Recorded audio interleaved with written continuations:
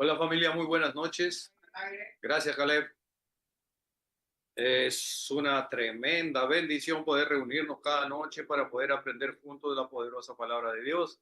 Damos la bienvenida a nuestro querido Zenón Silvestre de Guayaquil, Ecuador, Débora Ramírez de Guayaquil también.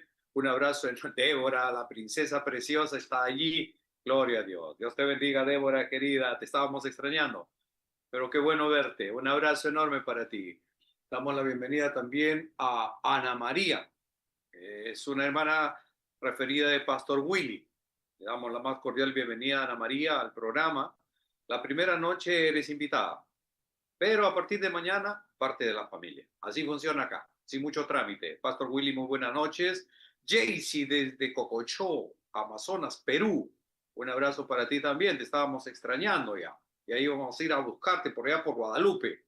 Pero ya que estás ahí, bueno, ya no viajamos ya. Un abrazo grande para Juan González, nuestro querido Juan también. Vamos a comenzar dándole gracias a Dios. Estamos ya en la noche 1529 y el estudio del libro de Romanos, estamos en la parte 71 y vamos adelante hacia la perfección. ¿Ven? Cada día de estudio es un paso más a la gloria. Cada día de estudio nos acerca más al Señor. Lo conocemos más y si más lo conocemos, más lo amamos, más lo honramos, más lo adoramos, más lo respetamos. Padre nuestro que estás en los cielos, te damos las gracias por habernos regalado un día más de vida en esta tierra. Gracias, mi Señor, por permitirnos esta reunión. Estamos ya en la noche 1529 reuniones, donde tu gracia, tu favor nos ha favorecido. Gracias, Señor. Hemos tenido de todo en esta travesía, pero tu misericordia, tu amor nunca nos ha faltado. Gracias, Señor. Gracias por este maravilloso grupo del Zoom. Gracias por el grupo de YouTube y también del Facebook. Señor, bendícelos a cada uno de ellos. Gracias por separar su tiempo, Señor, para ti. Gracias por su fidelidad. Gracias por su puntualidad. Gracias porque sé que estás obrando milagros creativos en cada uno de ellos. En esta noche oramos por Miquela Robertson, oramos por Natalie Arriola, por Katy Guevara, por Débora, nuestra querida Débora, nuestra princesa preciosa, por Catalina, abuela de Débora. Oramos por Charito Guamán, por Juan, por Junior Rojas. Oramos por Rosana Ocampo en el nombre de Jesús, para que el Señor siga obrando en ella, siga llenándolo de paz y de tranquilidad. Oramos por Angélica López en el nombre de Jesús. Oramos por Samantha Cortés también, que Dios lo bendiga y lo guarde. Oramos por Ana María Aponte y también en el nombre de Jesús por Nelly Aponte. Que tú los bendigas en el nombre de Jesús, que tú los fortalezcas sus rodillas, que están un poco debilitadas. Bendícelas, Padre, en el nombre de Jesús. Por Nelly Luz, que tú bendigas también la vida de ella, nos sigue a través del YouTube. Gracias por ese grupo de YouTube. Bendícelo, Señor. Donde quiera que estén, que tu gracia y tu favor sea con ellos en el nombre de Jesús. Padre bueno, perdona todos nuestros pecados, libéranos de toda carga innecesaria, líbranos, Señor, de toda tentación, de todo peligro, líbranos de las trampas que el diablo puede estar preparando para nosotros, Señor, del lazo del cazador y de la peste destructora. Líbranos, ayúdanos a vivir vidas victoriosas en ti. Señor Dios del universo, gracias por este estudio de Romanos que nos está enseñando que pase lo que pase, que ni lo alto, ni lo profundo, ni lo alto, ni lo bajo nos podrá separar de ti, que nada se justifica tu gracia infinita. Señor del cielo, Dios Todopoderoso, nos encomendamos en tus manos en esta noche, dándote las gracias por tu amor, orando por María Arce en el nombre de Jesús. Enviamos tu palabra poderosa de paz, de amor y de concordia y de armonía en el nombre de Jesús. Que tú lo llenes de tu gracia y de tu favor. Eterno Padre Celestial, bendigo a Caleb, que me apoya, que me ayuda aquí, mi hijo amado. Te doy gracias por cada padre de familia de este grupo. Ayer celebrábamos el Día del Padre, Señor, oramos por cada padre y por cada figura paterna también. Hay padres espirituales, hay padres de hijos que no son sus hijos, pero asumen esa enorme responsabilidad de cuidarlos, de guardarlos, de educarlos, de bendecirlos. Bendecimos a esos padres también en el nombre de Jesús. Que tu gracia y tu favor sea con todos los papás de esta tierra, que siempre sean el ejemplo a seguir, que sean los héroes de sus hijos, de sus hogares, que sea el sustento, el pilar de sus hogares, de sus esposas, de sus hijos. Que tú bendigas a cada padre de familia alrededor del mundo en el nombre de Jesús. Entregamos este tiempo en tus manos, amado Padre Celestial, dándote solo a ti honor y gloria en el nombre de Jesús. Amén. Amén y amén. Una vez más, bienvenidos hermanos. Estamos ya en la lección, en la parte 71 del estudio del libro de Romanos y vamos adelante hacia la perfección. Libro de Romanos, nosotros nos habíamos quedado el viernes en el verso 4, porque el fin de la ley es Cristo para justicia a todo aquel que cree. La ley era una sombra de lo que iba a venir. Con la ley había sacrificios de corderos, de machos cabríos, ¿no? Y se derramaba su sangre. Eso apuntaba a que un momento, en algún tiempo de la historia, iba a descender del cielo el pan de Dios, el cordero de Dios, que iba a ser sacrificado, que iba a derramar su sangre para perdonar todos los pecados. Eso iba a suceder, por eso que de alguna manera la ley comenzó a enseñar, a crear en el corazón, en la mente del judío, que iba a suceder más adelante, y sucedió. El problema fue que el pueblo judío, cuando llegó el Cordero de Dios, no lo reconocieron, porque ya Juan 1:10 dice, no, a los suyos vino y los suyos no lo conocieron. Desafortunadamente, perdieron la gran oportunidad. Claro, claro, la oportunidad siempre va a estar del lado de nuestro Señor y en favor nuestro. Entonces, en el verso 5, el que vamos a estudiar esta noche, dice así: porque de la justicia que es por la ley, Moisés escribe así: el hombre que haga estas cosas vivirá por ellas. Pero la justicia que es por la fe, dice así: no digas en tu corazón, ¿quién subirá al cielo? Y esto es para traer a Cristo abajo. El verso 7 dice, ¿y quién descenderá al abismo? Y esto es para hacer subir a Cristo de entre los muertos. Es como una lectura un poco así enredada, media que no lo podemos entender, ¿verdad? Nosotros vamos a ir versículo por versículo para poder entender lo que el apóstol Pablo estaba escribiendo a la iglesia de Roma en su tiempo. El verso 5 dice, porque la justicia que es por la ley de Moisés, escribe así, el hombre que hace estas cosas vivirá por ello.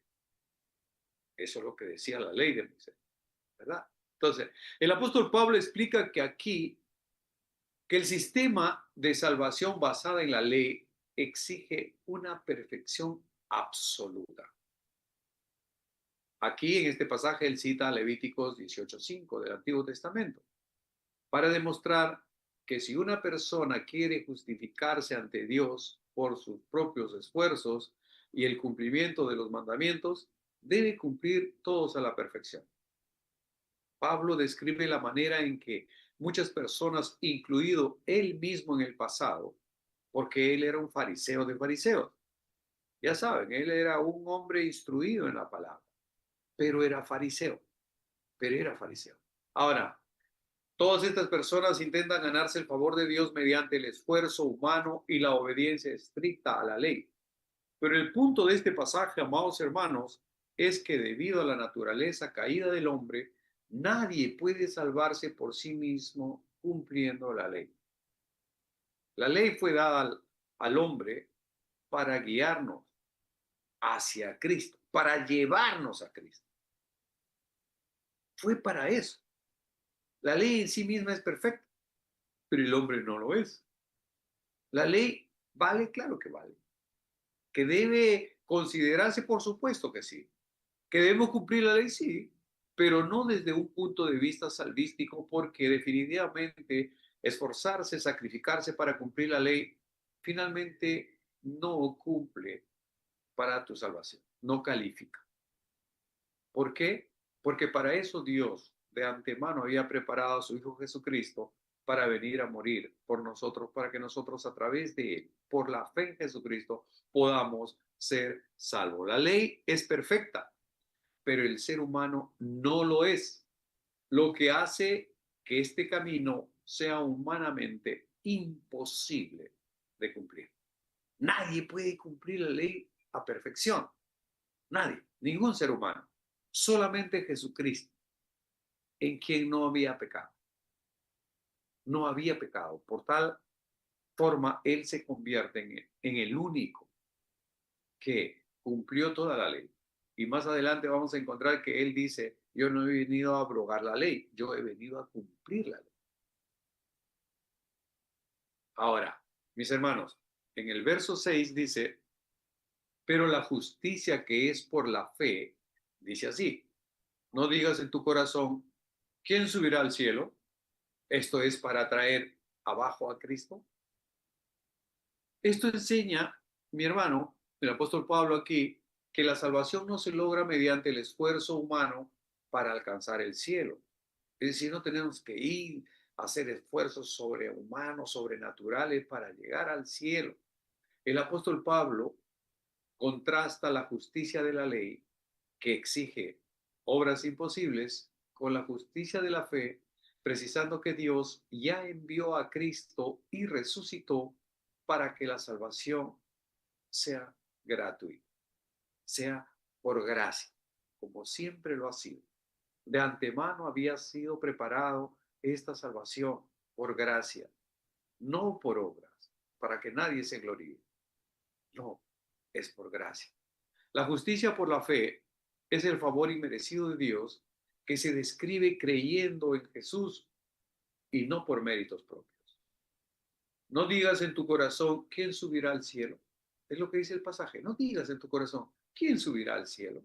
Significa que nadie necesita hacer hazañas inalcanzables para subir al cielo por sus propios medios para traer a Cristo a la tierra. En el significado espiritual, amados hermanos, representa la encarnación de Cristo. Pablo explica que el hombre no tiene que buscar a Dios en un lugar inalcanzable, porque Dios mismo ya tomó la iniciativa y envió a su Hijo al mundo para salvar. Todo está hecho. No hay nada nuevo. A Dios no lo sorprende nadie, ni nada. Él sabe lo que iba a pasar hoy y lo sabía desde antes de la creación del mundo.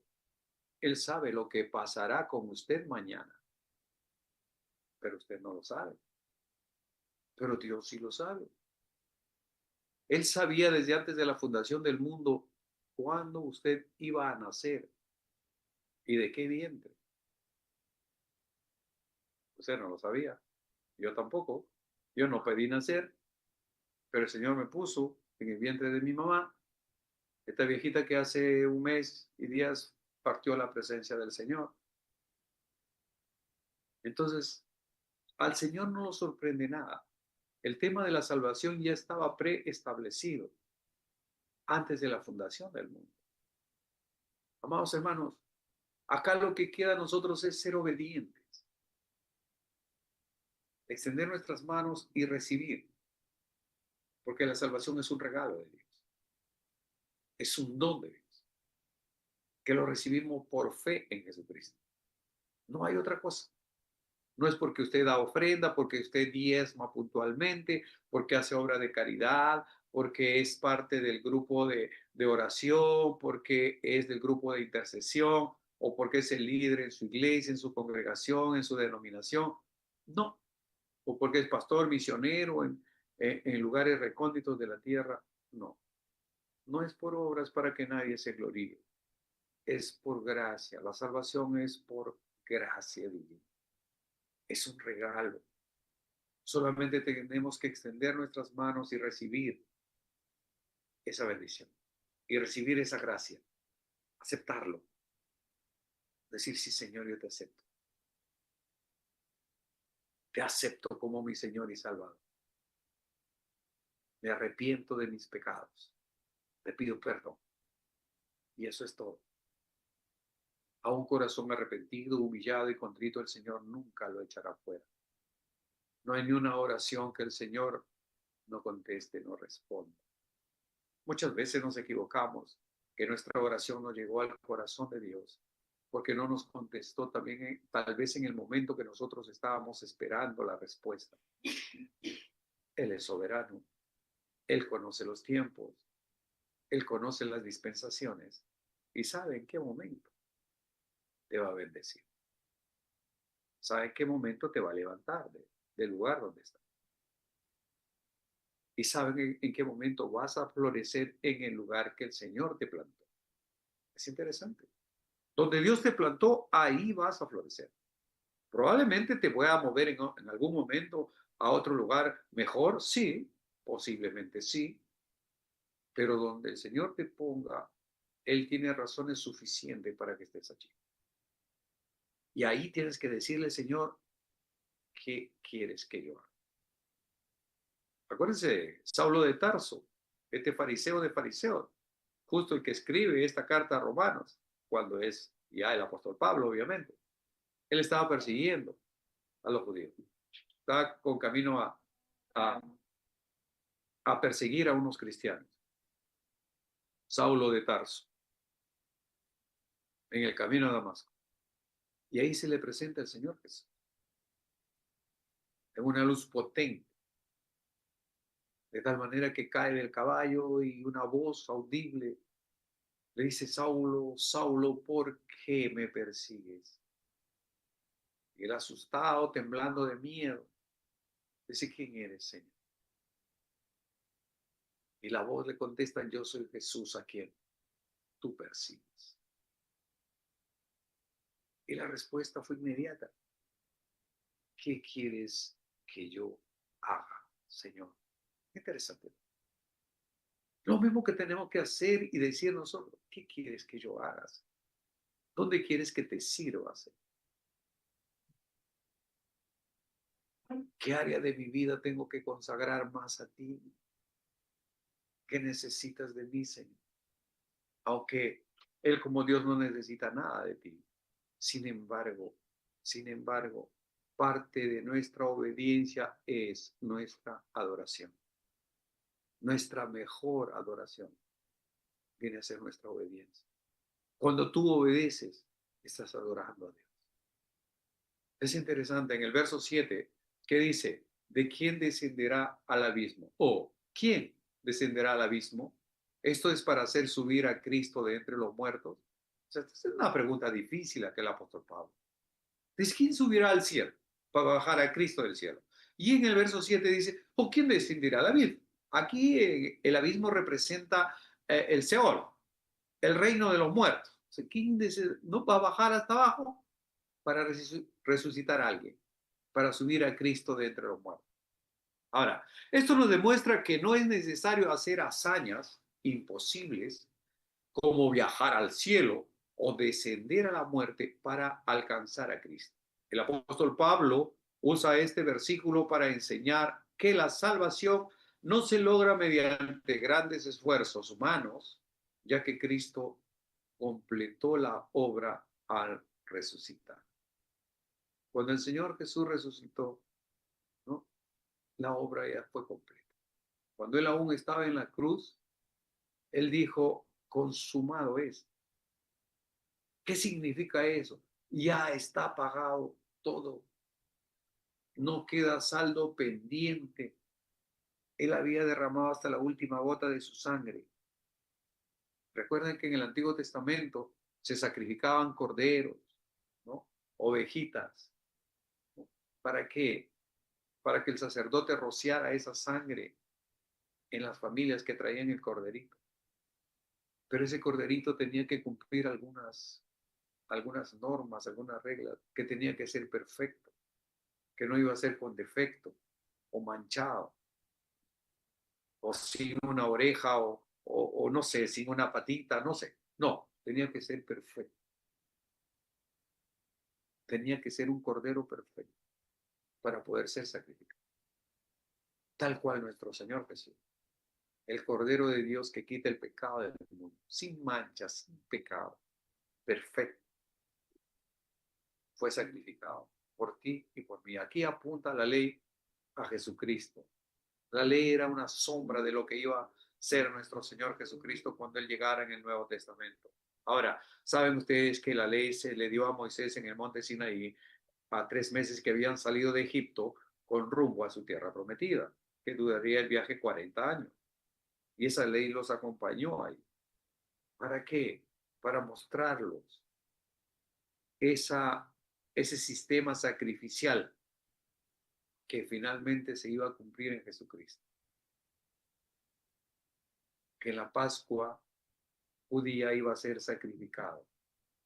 Ya no corderitos, sino nuestro Señor Jesucristo, a través del cual nosotros somos salvos. Decía que esto demuestra que no tenemos que hacer hazañas imposibles, viajar al cielo, descender al infierno para alcanzar a Cristo. El apóstol Pablo usa este versículo para enseñar que la salvación no se logra mediante grandes esfuerzos, mediante sacrificios humanos, ya que Cristo completó la obra al resucitar.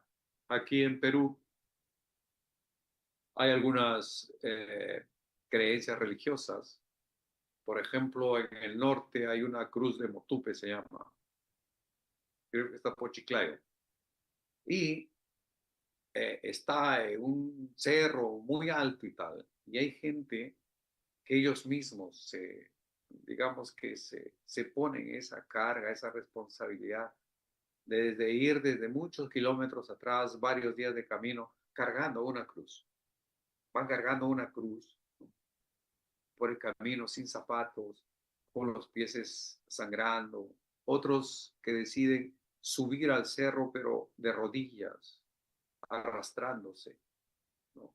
Como pago por un favor, por un milagro, entre comillas, como una muestra de su sacrificio, como que eso agradaría a Dios, como que ese sacrificio que ellos hacen, de poner su dinero, de poner su talento, de poner, no sé, pues su tesoro, su tiempo, agradaría a Dios. No, no sirve de nada. Lo que el Señor quiere es tu corazón humilde, humillado y contrito, arrepentido. Nada más.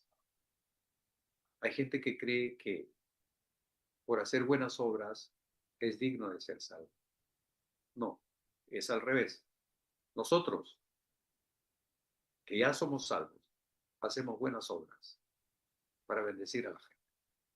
Eso es diferente. Nosotros hacemos obras. ¿Por qué? Porque ya tenemos a Cristo en nuestro corazón y tenemos que ser la luz del mundo. Pero no hacemos obras para ser salvos porque ya lo somos a través de Jesucristo. Amén.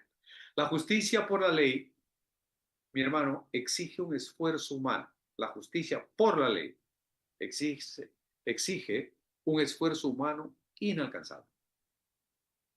Es totalmente inalcanzable para que alguien pueda salvarse por sus propias obras. Imagínense, una persona tendría que subir al cielo para traer a Dios a la tierra o bajar al abismo, al lugar de los muertos, para resucitar a alguien. Sin embargo, la justicia por la fe reconoce que el ser humano definitivamente no puede salvarse por sí mismo. Punto. No hay más vuelta, no hay más cháchara, más bururú. Simplemente no podemos. El ser humano no está capacitado. Su naturaleza caída le impide, a través de sus esfuerzos sobrehumanos, de alcanzar la gracia de Dios. En todo caso, ya no sería gracia, pues sería algo que estás comprando con esfuerzo, con sacrificio, ¿no? Pero es por gracia. Y la gracia es algo que se da gratuitamente. Entonces, decíamos que la justicia por la fe reconoce que el ser humano definitivamente no puede salvarse a sí mismo. El significado de descender al abismo, al lugar de los muertos, al reino de los muertos, en este contexto el abismo se refiere a la muerte y al reino de los muertos, el lugar donde van los que mueren, pero los que están separados de Dios, los que están separados, los que han muerto sin Cristo, sin Dios y sin esperanza. Ellos van al lugar de los muertos, al reino de los muertos, para luego resucitar para ser juzgados. y echados al infierno para siempre. Pero los hijos de Dios ya están en la presencia de Dios, en el seno de Dios. Amén. Esperando el día del juicio, sí, pero para vida eterna. Ahora, aquí, mis hermanos, al mencionar esto, Pablo señala que nadie necesita bajar a la muerte para lograr que Cristo venga a salvarnos, porque Jesús ya descendió, murió y resucitó victorioso. Él es nuestro Señor, Él es nuestro Redentor. Pablo remonta su argumento en el sentido que la salvación es accesible y está cerca, y es gratuita, porque es gracia divina. No requiere pues de viajes cósmicos ni de conquistas espirituales, no de sacrificios que tienes que caminar de rodillas, que tienes que arrodillarte en chapitas, no que tienes que flagelarte o pasarte privándote de muchas cosas. No, no se trata de eso. Simplemente creer con todo tu corazón y confesar con tu boca que Jesucristo es el Señor. Ese es todo lo que el Señor demanda de ti. Sencillo, fácil, papayita, ¿verdad? Sin embargo, eso que parece tan sencillo para nosotros es muy difícil para muchas personas que han decidido estar en contra de Dios, vivir separados de Dios. Entonces, mis hermanos, en lugar de vivir mediante la fe en Dios, los judíos establecieron para sí costumbres y tradiciones, añadiduras a la ley, se volvieron religiosos, legalistas, fariseos, en su afán de ser agradables a Dios. Ellos pensaban que si yo cumplo la ley estrictamente, entonces ya me gané el cielo, ya soy salvo. O sea, ellos no entendieron de que la ley solamente era una sombra de lo que iba a pasar. No entendieron de que tenía que haber un sacrificio que no sea de corderos ni de machos cabríos, sino un sacrificio que tenía que descender del cielo, el único que calificaba para que nosotros podamos ser salvos. Entonces, ahí es donde el pueblo de Israel, el pueblo escogido por Dios, digamos que pierde el enfoque. Ahora, todos los esfuerzos humanos, por sinceros que sean, nunca podrán sustituir la justicia de Dios que nos ofrece por fe gratuitamente. Nada de lo que hagamos, nada de lo que hagamos. Ya lo repetí varias veces. El apóstol Pablo dice, ¿no? Si yo conociera y supiera todos los secretos y misterios de la ciencia, pero no tengo amor, no me sirve de nada. Si yo vendiera todos mis bienes para dar de comer a los pobres y no tengo amor, no vale nada. Si yo pusiera mi cuerpo para ser quemado, pero no tengo amor, vengo a ser como un metal que resuena, como un címbalo que hace ruido y nada más. ¿Se dan cuenta? No sirve de nada. Si no tienes amor, no sirve de nada. ¿Y quién es amor? Dios es amor. Si tú no tienes a Dios en tu corazón, puedes alcanzar muchos logros en esta tierra, muchos títulos rimbombantes, ¿no? Que no está mal, pero solamente serán algo temporal mientras tú vivas, mientras tú estés acá. Pero la vida del ser humano no se limita a esta vida que conocemos, sino que hay un futuro eterno, o con Dios en la gloria, o con Satanás en el infierno. No hay otro estadio. Ahora, la única forma de ganar la salvación es ser perfectos, y esto es imposible, según la ley, obviamente, ¿no? La única forma de ganar la salvación es ser perfectos, y esto es sencillamente imposible. Solo podemos extender nuestras manos vacías y recibirla como regalo, porque es una gracia divina. Cristo es el fin de la ley en dos sentidos. Es lo que dice la Biblia. Cristo es el fin de la ley en dos sentidos. Cumplió el propósito y la meta de la ley. Fíjese lo que dice el Señor Jesús en Mateo 5:17. En Mateo 5:17 el Señor Jesús dijo, no penséis que he venido a abrogar la ley o los profetas. No he venido a abrogar, sino para cumplir. Es el único que pudo cumplir toda la ley perfectamente. Vamos hasta ahí, mis hermanos. De esta manera, ejemplificando a la perfección los deseos de Dios para esta tierra, para esta humanidad, para la raza humana. Pero también Él es el fin de la ley, porque al compararla con Cristo, la ley es importante para salvar. Por supuesto que sí. Por supuesto que sí. Ahora, para salvarse mediante la ley, una persona debe tener una vida perfecta sin siquiera pecar una sola vez. Entonces, ¿por qué Dios dio la ley sabiendo que la gente no podía cumplir? ¿Por qué? De acuerdo a Pablo, una de las razones por la que se dio la ley a los hombres era mostrarles cuán culpables eran. Ok, fíjese lo que dice el mismo apóstol Pablo, pero esta vez en Gálatas 3:19. Gálatas 3:19 dice, entonces, ¿para qué sirve la ley?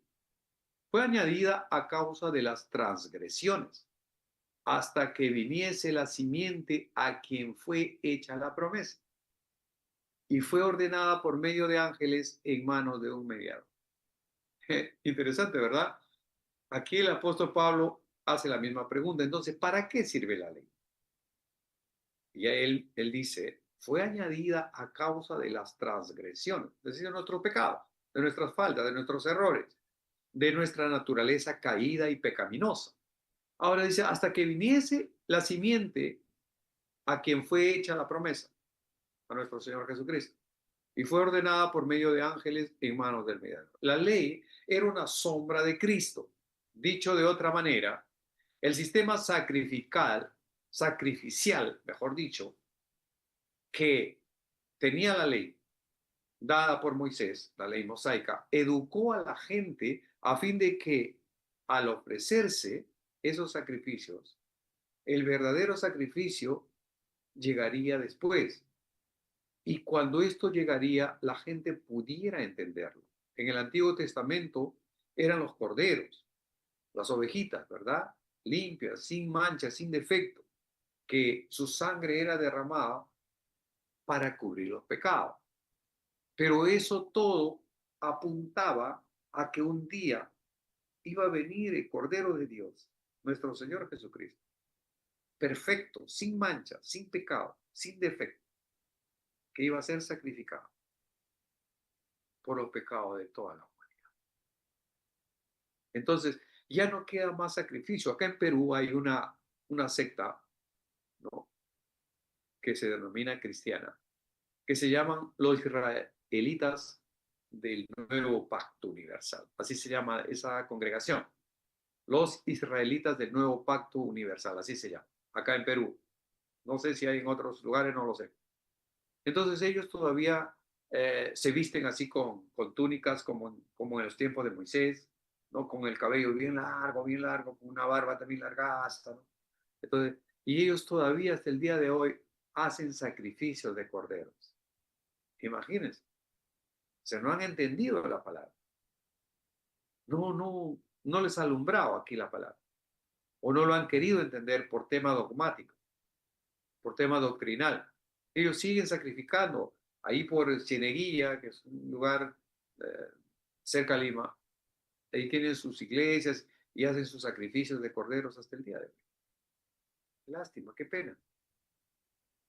Eso es una aberración, eso es uh, algo agra, agraviante para nuestro Señor.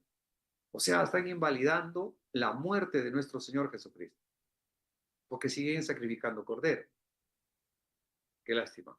Dios permita que un día puedan entender el verdadero propósito de la salvación a través de Jesucristo. Ahora, mi hermano, el sistema de leyes ceremoniales perduró, aquí viene la aclaración, el sistema de todas las leyes ceremoniales, sacrificiales, perduró hasta la venida de Cristo. La ley apuntaba a Cristo. Era una sombra de lo que iba a venir. Era una sombra y figura de lo que un día tenía que llegar hasta que nació nuestro Señor Jesús en esta tierra. Amén. Por eso se sacrificaban todos esos animalitos en el Antiguo Testamento. Pero cuando nuestro Señor Jesús es sacrificado en una cruenta cruz, no queda más sacrificios por hacer. Él, el único que era sin pecado, sin mancha, el único que dijo: yo no he venido a abrogar la ley, yo he venido a cumplirla, y la cumplió porque no había pecado en él. Era un cordero de Dios sin pecado y sin mancha. El cordero de Dios que quita el pecado del mundo se llama nuestro Señor Jesucristo, quien es el camino y la verdad y la vida. Todo depende ya de nosotros. Todo está hecho. Todo está hecho. No hay nada nuevo en este mundo. Todo ya está hecho. Todo depende de ti ahora. Depende de usted, de la persona, del ser humano. Solamente extender nuestras manos y recibir el regalo. O simplemente voltear nuestras manos y rechazar el regalo. Y creer tontamente, ¿no?, como en el Antiguo Testamento, que por nuestras buenas obras, por nuestra buena actitud, por nuestro buen comportamiento, podemos alcanzar la gracia de Dios, ser agradables ante Dios. Pero la Biblia dice exactamente lo contrario, que nada ni nadie puede alcanzar la gracia, la gloria de Dios por sus propios méritos, por sus propios esfuerzos, sino por gracia. Es un regalo divino. Es un don divino para usted y para mí y para toda persona que pueda reconocer, que pueda creer en su corazón que Jesucristo es el Señor y que pueda confesar con su boca que Jesucristo es su Señor. Amados hermanos, siempre es una bendición compartir con ustedes. Que el Señor los bendiga rica y abundantemente. Que tengan una noche súper, hiper, archi, mega bendecida. Que Dios los guarde. Que sea el Señor haciendo resplandecer su gloriosa presencia en cada uno de ustedes. Que Él sea respondiendo sus oraciones, cumpliendo los anhelos de su corazón. Que ustedes puedan depositar sus cargas en Él, que puedan venir a Él. Él es tu torre fuerte, tu alto refugio, tu pronto auxilio. Él es tu ayuda. Él dice: no temas, yo te ayudo. Gracias por su amable sintonía, que el Señor lo bendiga. Si nuestro Padre eterno, nuestro Señor, Él lo quiere, lo permite, mañana en este mismo horario estaremos aquí. Gracias por su compañía. Una vez más, Ana María, la primera noche eres invitada, mañana parte de la familia. Hasta mañana, que el Señor lo bendiga, familia. Muy buenas noches.